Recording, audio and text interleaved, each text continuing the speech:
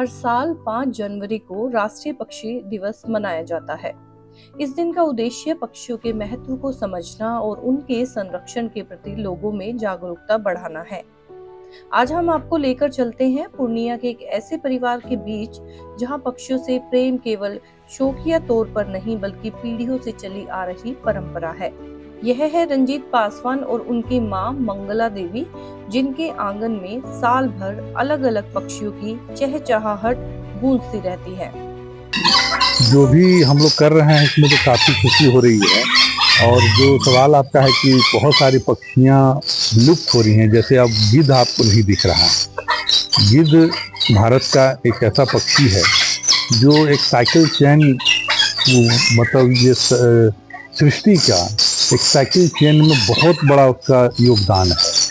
तो सरकार को और मानव समाज को भी उस पर ध्यान देने की जरूरत है। जो हम लोगों का जो सभ्य समाज है उसको भी इस पर ध्यान देना है कि गिद्ध, बोगला, बहुत सारे गोरैया आप नहीं देख रहे हैं, गोरैया जो है वो नहीं मिल रहा है। तो ये सब सृष्टि में मनुष्य के मतलब उपयोगी जीव हैं, उपयोगी पक्षी हैं जो विलुप्त हो रहे हैं। इसके संरक्षण की आवश्यकता है।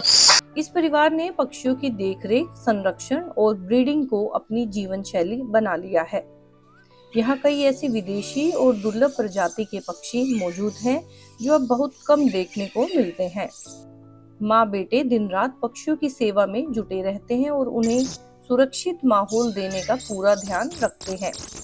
करते हैं, ऊपर आता है सब दिन समाज सेवा में, दिन आधा रात तक, कभी कभी 18 दिन बाहर रहता है। देखना पड़ता है, करना पड़ता है। पक्षियों के प्रति इसी समर्पण के कारण यह परिवार पूरे शहर में पक्षी मित्र के नाम से पहचाना जाता है। जहां एक और समाज में पक्षियों के प्रति संवेदनशीलता कम होती जा रही है, वहीं यह परिवार सौहार्द और संरक्षण का संदेश देकर दूसरों के लिए प्रेरणा बन रहा है।